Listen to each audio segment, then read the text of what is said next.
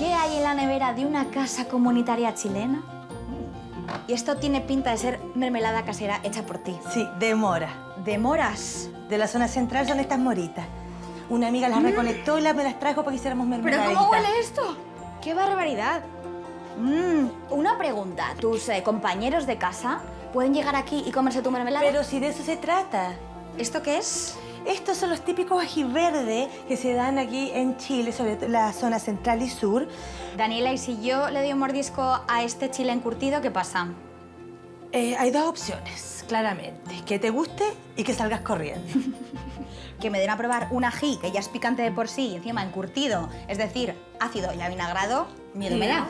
Por favor, hazlo.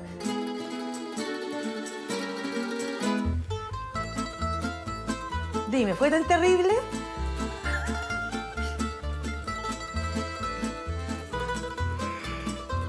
No es necesario que te lo comas entero. No.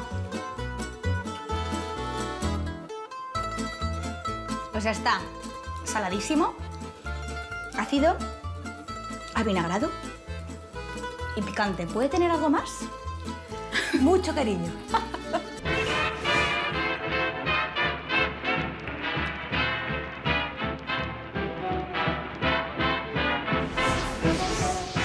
Hoy en Me Voy a Comer el Mundo, Santiago de Chile y Valparaíso.